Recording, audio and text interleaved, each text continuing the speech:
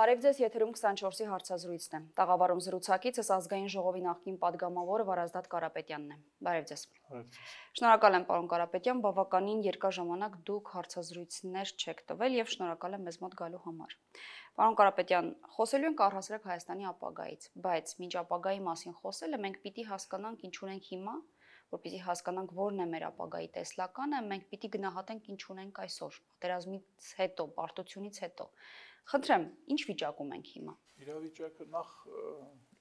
որևէ հեռուստաընկերության կամ լրագրողների հետ որոշել եմ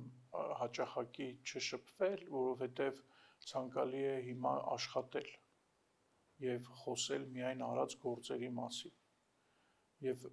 ես խնդրեմ նաև ձեզ հաջորդի, երբ որ մենք կհանդիպենք, ուղղակի խոսենք աշխատանքի մասին, որովհետև խոսքը հիմա այնքան շատ է դաշտում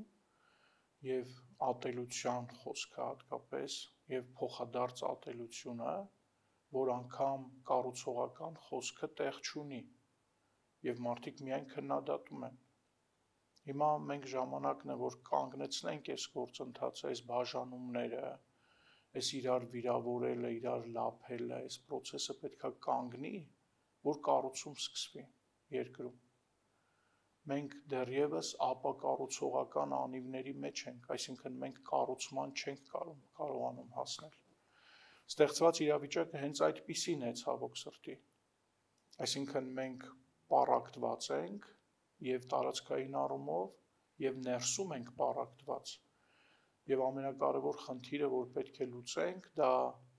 առերևսվենք իրականության հետ, հասկանանք ինչպիսին է իրականությունը եւ ամենակարևորը ամեն մեկս ինչ դերակատարում ենք ունեցել այս իրականությունը ունենալու համար։ Մինչև մենք այս process-ով չանցնենք, դա շատ դառը, ծանր process է, խոստովանության process է։ Մինչև մենք չխոստովանենք ամեն մեկս ներքին աշխատանք չանենք, չխոստովանենք մեր արածը, որի հետևանքով սա ստացվել է այսպես, մենք ավելի լավ արդյունք չենք ունենալու։ Այսինքն բոլորը եւ քաղաքական դերակատարները եւ ոչ քաղաքական եւ ժողովուրդը ուղակի պետք է կանգ առնենք եւ հասկանանք, որ այս ամեն ինչը ինչի միջով մենք հիմա անցնում ենք, դա մեր քայլերի հետևանքն է ուղակի եւ սա պետք է անպայմանորեն տեղի ունենար, եթե հասկանանք, թե մենք ինչ ենք արել մինչեւ սրա տեղի ունենալը։ Հիմա եթե այս աշխատանքը չանենք եւ ամեն մեկս մեր դերը ու մեր գործողությունը այդ process-ի մեջ չգնահատենք եւ մենք չապաշխարենք մեր արածների համար, մենք նոր արդյունք չենք ունենալու, մենք նույնությամբ կրկնելու ենք process-ների։ Հիմա այս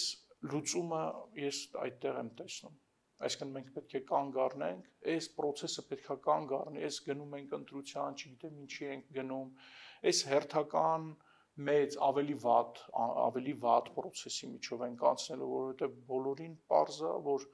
ընտրության ժամանակ ավելի է խորանալու ատելությունը եւ տարբեր այլ դրսեւորումներ կունենա, այդ թվում եւ ֆիզիկական ցավոք։ Դրա համար այս process-ը պետքա կանգնի հիմա, թեկուզ եւ այդ ընտրությունները տեղի ունենան, բայց այս ատելությունը, այս պառակտվածությունը, անհաշտ վիճակը պետքա կանգնի եւ ամեն մեկս պետքա հասկանանք, որ մենք հասանք ստեղ, որովհետեւ յուրաքանչյուրս իր գործողությամբ նպաստեց, որ մենք հասնենք այստեղ։ Եվ եթե չխոստովանենք սա, մենք նոր արդյունք չենք կարող ստեղծել մեր երկրում։ Ընդհանրապես նոր ապագա չենք ունենալու մեր երկրում։ Մենք մշտապես մնալու ենք այդ հին մեղքի մեջ եւ դրանից ազատում չկա ոնց որ թե։ Ու այդ ազատումը միայն հնարավոր է խոստովանության միջոցով, ամեն մեկը իր համար։ Ոչ թե ես պետք է խոստովանեմ, ասեմ, դե ես մեղավոր եմ, բայց գիտեք, այս մեկն ավելի շատ է մեղավոր։ Չէ, տենց չի խոստովանությունը։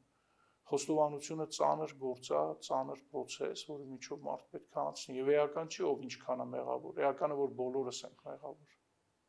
Պարոն Կարապետյան, մեր ապագայի մասին ճշգրտումները, պատկերացումների ճշգրտումները պետք է արվեն Ղարաբաղյան այս երկրորդ պատերազմի պարտության լուրջ վերլուծություններից հետո, թե մենք արդեն ճշգրտված պատկերացումներ ունենք, թե ինչ ապագա ենք ուզում ունենալ։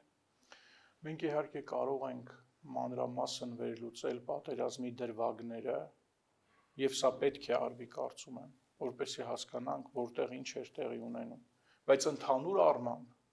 հնարավոր է բնորոշել պատերազմը, հնարավոր է բնորոշումներ տալ պատերազմին, որոշ դրվագներ անհասկանալի են, դրանք պետք է վերլուծվեն, բայց ընդհանուր առմամբ պարզ է եւ իմ պատկերացմամբ դա մեր արարքների հետևանքներ, մեր գործողությունների հետևանքներ, պարտության այս ելքը, բոլորիս եւ քաղաքական ղեկավարության, եւ ոչ քաղաքական, եւ սովորական մարդկանց, բոլորիս հանրության մեղքը ո՞րն է այստեղ։ Հանրության մեղքը։ Մենք բոլորս պետք է ամեն մեկս պետք է հասկանանք մեր նախկինում եւ այդ պահին քայլերը ինչով են բերել նմանօրինակ ելքի։ Ինչ մենք կարող էինք այլ կերպ անել, որ չենք արել։ Ամեն մեկս այս հարցը պետք է մեզ տանք։ Այդ անհատական խնդիր է, այդ ընդհանրական խնդիր չի։ Ամեն մեկը իրեն պետք է այդ հարցը տա։ Մեր երկրում 100,000-ավոր մարդիկ, օրինակ, կաշառքով ընտրության են գնացել։ Մեր երկրում 100-ավոր մարդիկ կաշառք են տվել ընտրության համար։ Եվ ես մի հատ փոքր դրվագ եմ բերում միայն ընտրության process-ը։ Եվ եթե մենք մեր ներսում չաշխատենք եւ այդ 100,000-ները իրենց վերջնական չասեն, որ այլևս նման բան չեմ անելու, մենք այդ կրկնելու ենք ուրեմն հաստատ։ Հենց այս անգամ ենք կրկնելու ուրեմն։ Այսինքն, եթե այդ պարզ process-ից սկսած մինչև պատերազմի իրավիճակում մեր պահվածքը,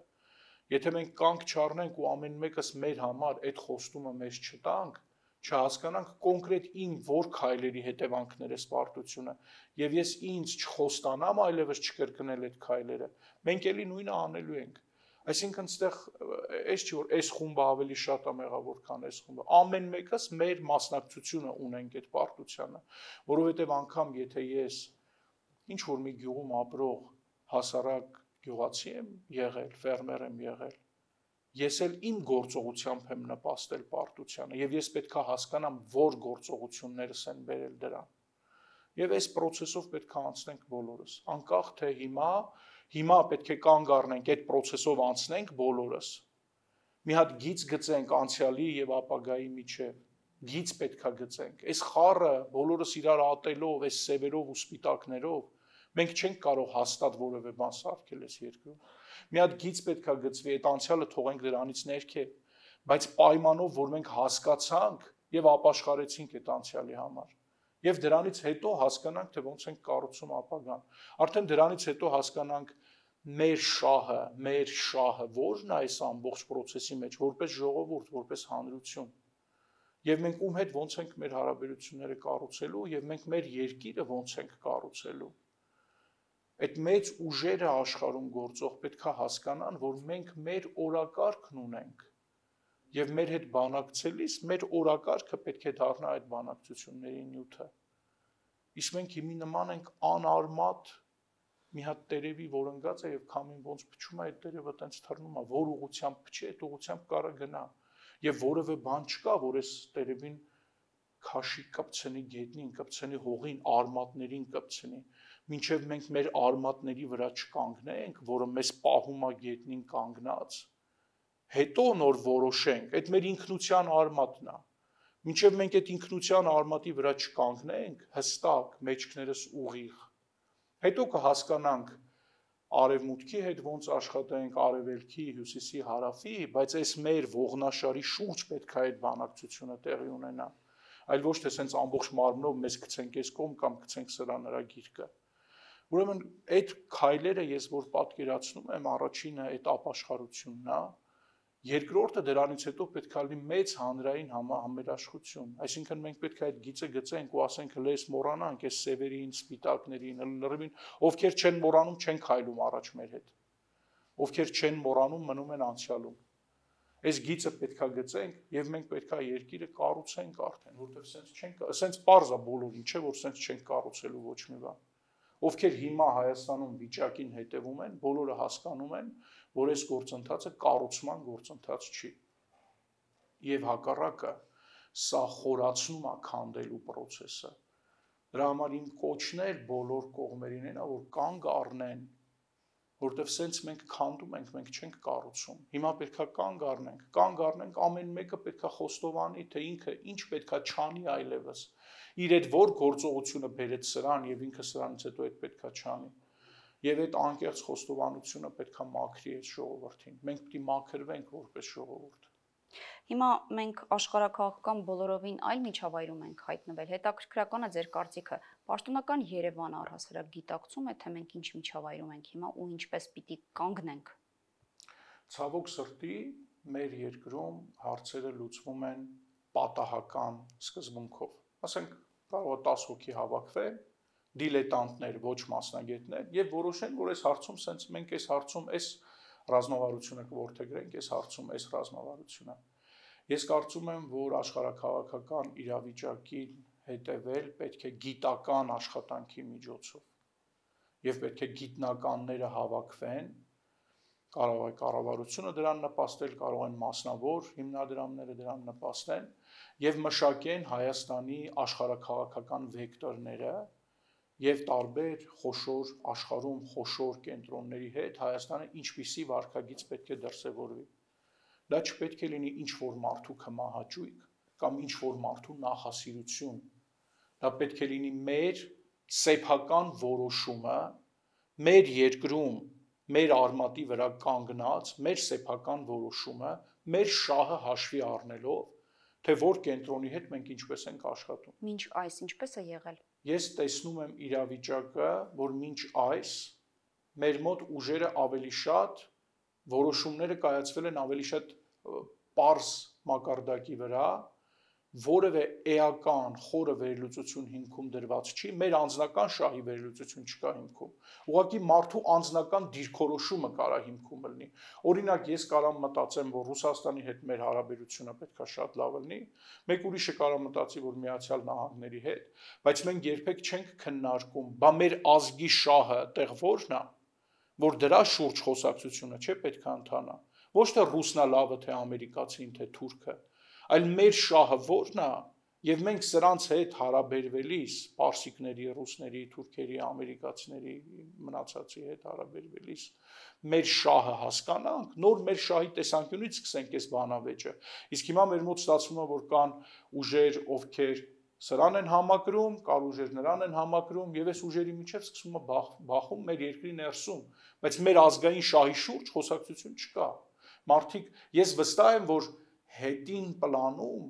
մարդկանց ուղեղի մեջ ամեն դեպքում գերակա է մտածումը ժողովրդի մասին, այսինքն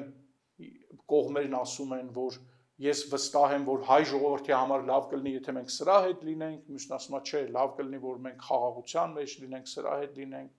բայց դա այդպես ասելով չի։ Այդ պետքա լուրջ ուժեր նստեն եւ վերլուծեն, եւ մենք պետքա սցենարներ հասկանանք։ Այսինքն մենք այս սիրողական մակարդակի կառավարումից մեր երկրի, որը չի վերաբերում միայն այս կառավարությանը, բոլորին է վերաբերում։ Մենք սիրողական մակարդակի կառավարում ենք ունեցել։ Մենք պետք է անցնենք պրոֆեսիոնալ կառավարման, որտեղ գերական մեր ազգային շահն է։ Եվ ինստիտուտներ պետք է աշխատեն, որպեսզի մենք հասկանանք մեր հարաբերությունը Թուրքի հետ, Ռուսի հետ, Ամերիկացու հետ, ինստիտուտներ, այլ ոչ թե մարդու անձնական դիրքորոշում կամ սիմպաթիա։ Այսօր թշնամիների հետ ինչ հարաբերություններ կառուցել։ Ադրբեջանը օրինակ պատերազմից հետո էլ շարունակում է իր կոշտ հռետորաբանությունը, իր ձևակերպմամբ Զանգեզուրը, Նախիջևանը, Երևանը եւ Սևանը համարում է իր պատմական տարածքները, բայց Երևանից հնչում է, որ մենք պիտի բարիդրացիական հարաբերություններ կառուցենք։ Մի փոքր հակասություն չկա պաշտոնական Բաքվի եւ պաշտոնական Երևանի դիրքորոշումների մեջ։ Գիտեք, ես այդ հարցին այդ ձևով չեմ նայում։ Մեր քաղաքի փողոցներում շներ կան։ Այդ շները սենց ականջների վրա խփված է մի հատ պիտակ,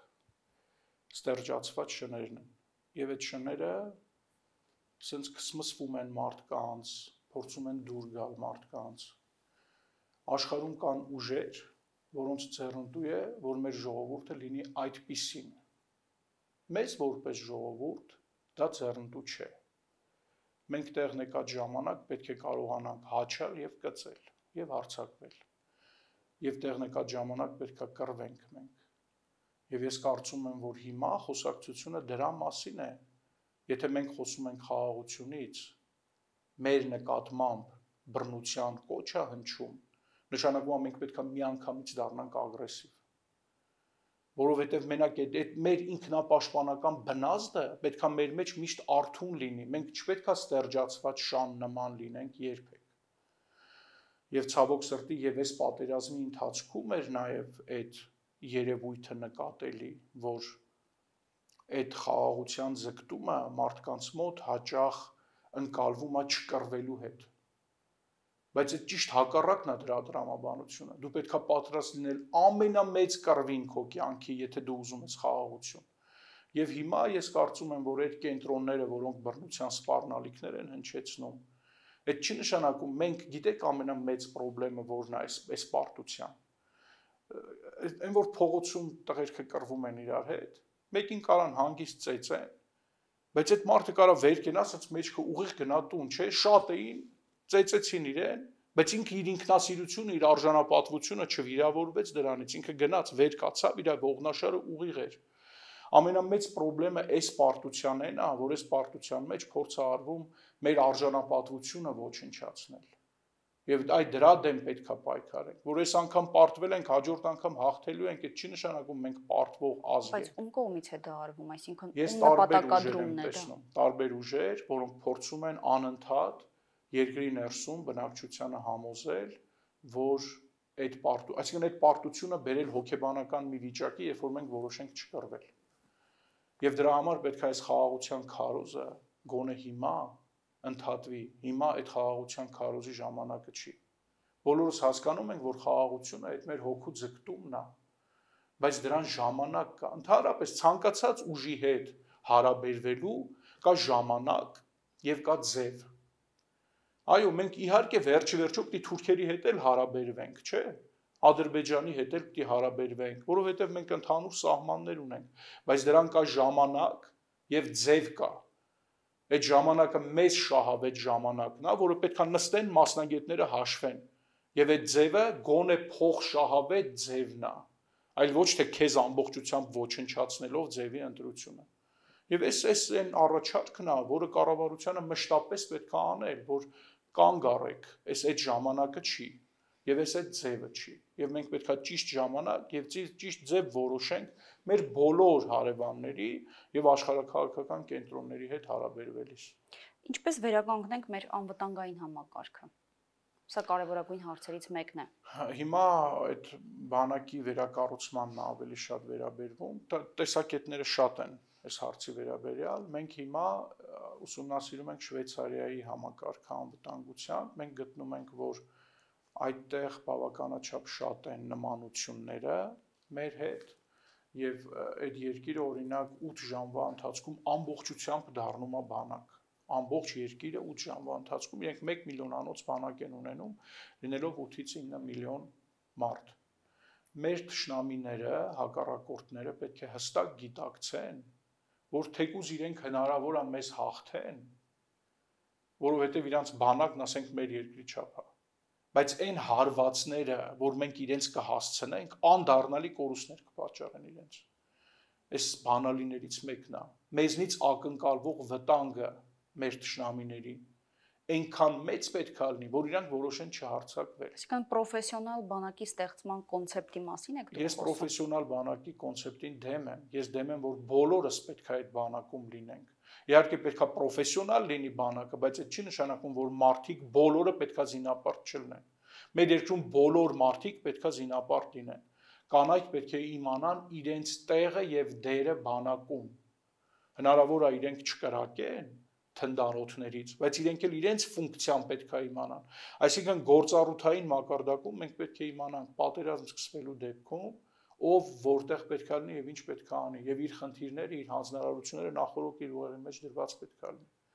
Այս հստակ մոբիլիզացիայի խնդիրը, այս այն խնդիրն է, որը մենք այս անգամ տապալել ենք, որտեղ մենք որևէ մեկը իր տեղը եւ դերը այս process-ում չուներ, որովհետեւ սենց անկազմակերպ իրավիճակ,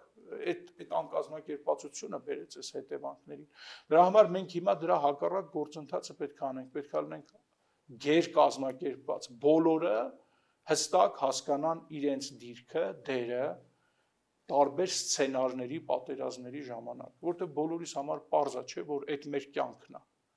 Մենք որոշում ենք ապրել մեր հողի վրա եւ մենք հասկանում ենք, որ մեր կյանքը պատերազմի մեջ է։ Հետևաբար ամեն մեկս մեր դերը, տեղը այդ պատերազմի ժամանակ պետք է ունենանք։ Ոչ թե ունենանք 15000-անոց պրոֆեսիոնալ բանակ, որովհետեւ մեծ թշնամիներ չունենք, այլ մենք պետք է ունենանք, ենթադրենք 800,000-անոց բանակ ըստ անհրաժեշտության հավաքվող եւ ենթադրենք 100,000-անոց բանակ մշտական։ Եզրափակենք զրույցը, մի քանի կարճ հարց եմ ձեզ համար պատրաստել, ինչու Վարազդատ Կարապետյանը դուրս եկավ քաղաքականությունից։ Ես այդ հարցին մասնակի անդրադարձա արդեն, ես կարծում եմ, որ հիմա քաղաքական գործընթացները Հայաստանում ապակառուցողական են։ Այդտեղ հնարավոր չի նորմալ միտք հնչի եւ այդտեղ հնարավոր չի կառուցում անել։ Այդ ջլատված դաշտը ամբողջովին։ Եվ այդտեղ ես գտա, որ ամբողջ մեղքը գործող իշխանության ուսերին եք դնում, թե առհասարակ։ Ընդհանրապես դաշտն է այդպեսին։ Բոլորն են այդտեղ մեղավոր։ Ես էլ եմ այդտեղ մեղավոր, որովհետև ես լինելով այդ դաշտում չեմ կարողացել դրական նպաստել, որպեսզի այդ դաշտը ավելի լավը դառնա։ Այսինքն քաղաքականության մեջ ես անելիք չունեմ։ Ես կարծում եմ, որ Հայաստանի ներկայում եւ ապագայում ապաքաղաքական եւ վերքաղաքական կառույցները պետք է ավելի շատ գործառույթներ ստանձնեն, որովհետեւ համաձայնության կետեր կան, որը պետք է բոլորը համաձայնվեն։ Օրինակ բանակի հետ կապված հարցում մենք պետք է գանք համընդհանուր համահայկական համաձայնության։ Պողոսը գա իշխանության, Պետրոսը թե ով, այդ կետերը պետք է իրականացվեն։ Կրթության մեջ, առողջապահության մեջ, այսինքն մեր հիմնարար կյանքի հիմնարար ոլորտներում մենք պետք է գանք մի համաձայնության, որտեղ չկա քաղաքականություն, այդ մեր ազգի որոշումն է, որը պետք է իրականացնեն բոլոր կարգի իշխանությունները, որ կգան։ Եվ մենք պետք է մշակենք այդ հիմնարար սկզբունքների հիմա։ Եվ ես իմ դերը այժմ տեսնում եմ այդ հիմնարար սկզբունքների մշակման մեջ։ Այսինքն մենք մշակում ենք այն կետերը, որ բոլորի համար պետք է ընդհանուր լինեն։ Բոլորը, ով գա իշխանության, պետք է այդ կետերը իրականացնի։